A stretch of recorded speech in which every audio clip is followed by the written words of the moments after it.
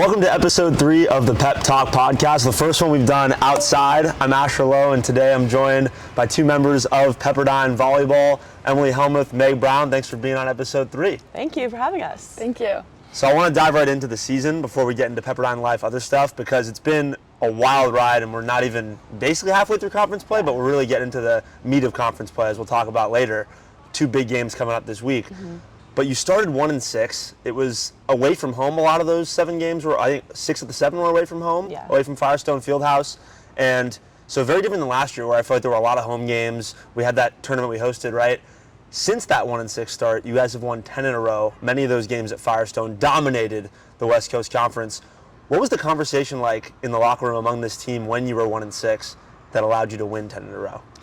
Yeah, I think for us, we're not a team that's used to losing, so losing back-to-back against some really good competition was definitely a challenge for us mentally, but I think Hawaii was a really big turning point for us after losing to them at their home court, and we didn't play great volleyball. They played really great, and we had a really long conversation in the locker room about what our goals for the rest of the season are going to look like. And I think taking the fact that we have a very similar team from last season, but we also have some new pieces, and what's going to make this team from last year's team more successful. And just, it was a really vulnerable talk, but I think that's what has pushed us, and even our coaching staff, like they've made changes on their side, we've made changes on our side to be the best we can. So since then, it's been a really good groove, I feel like. Yeah, I think everyone's ability to come in and be humble in that moment and just like lay down the pride and just realize that like each one of us, whether it was players or coaches, like wanted to do something to change and improve, was like what made it able to like turn around so quickly. And I think a lot of that work came and was done in practice, and so then the results started to be like seen in games. Our practices are really competitive, and we always like pushing each other super hard and pushing each other to be the best. So I think that's really what helped it turn around. Meg, you mentioned before we started recording that Scott, the head coach of Pepperdine Volleyball, Scott Long, mentioned the winning streak quite a bit, but not in the way of, and that surprised me for a sec, because coaches usually don't want to talk about that kind of stuff. We've won 10 in a row, we've won all this pressure, we have to win at 11th, we have to win at 12th. But he mentioned it just to say it doesn't really matter.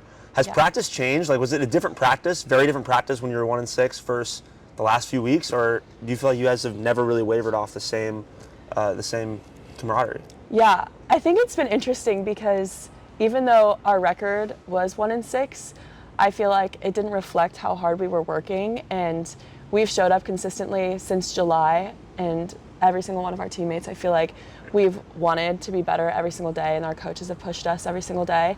And so there was never a doubt in my brain where I was like, we're going to be fine in this moment, and these are just lessons that we need to learn right now so we can be as successful as possible in the WCC. So since then, it's always been, how are we going to win the WCC? So each practice we're coming in, new mindset, focusing on each game, each day at task, and how can we be most successful in that day moving forward. You mentioned a little bit about the roster dynamic. You have a lot of returning players, a lot of players that have played a ton. You mentioned that from last year to this year, a lot of similarities, right? Isabel Zelaya, you're back, Grace Chillingworth, players that have played a lot of Pepperdine volleyball and won a lot here at Pepperdine. And then a lot of new faces as well, and players that are getting time even though they've maybe only been here a couple months or a year. What has the camaraderie been like between the freshman, sophomore, senior dynamic, given that there's so many of both playing and playing together all the time? Yeah.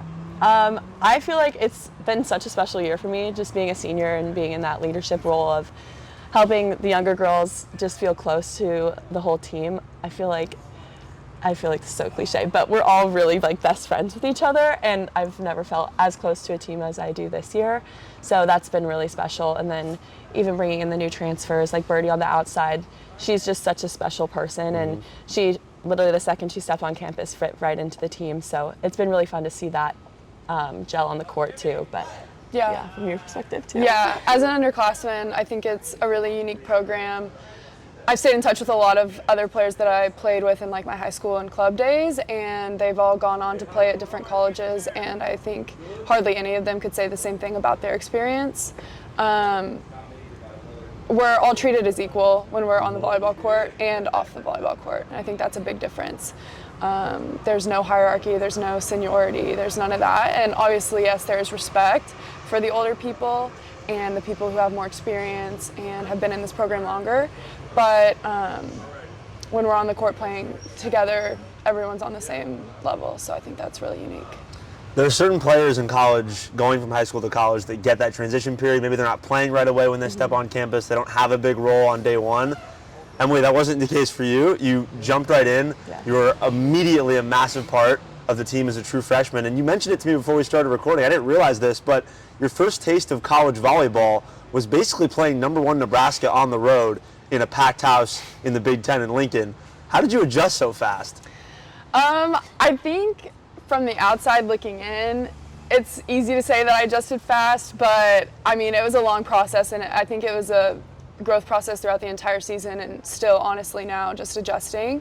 I think that was a crazy first experience, and like in the moment on the court, I was just kind of trying to ground myself and be in that moment and be able to perform well. I think it's been easy to adjust that fast because of my support system and because my teammates are supporting me and cheering me on, and my coaches are wanting the best for me.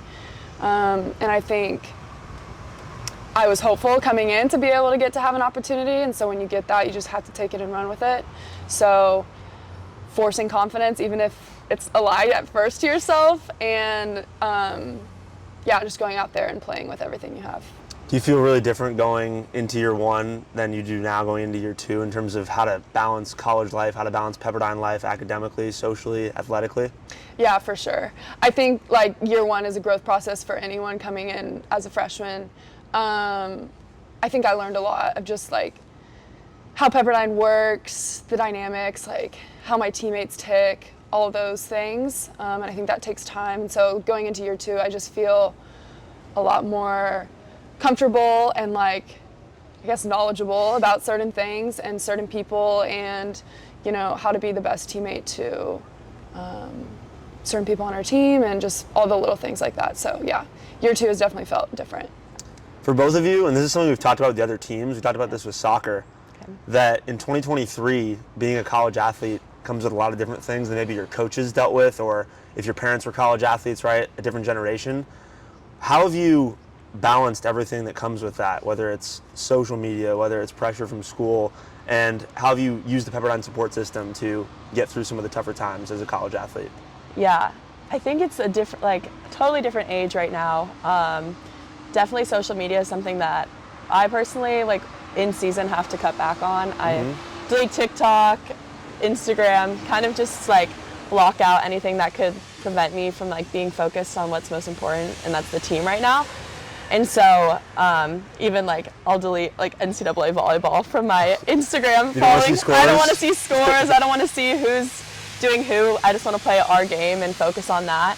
And that's always been really helpful, just to like keep moving forward and being present. I think that's something that everyone struggles with this day and age, but especially being in sports, it's so crucial to stay in the moment, stay present, so you can play your best volleyball for your teammates. And so I feel like we also do a good job of like talking with our team and making sure that we're all in a good spot, or if we're not in a good spot, how can we like help each other out in those moments. So yeah.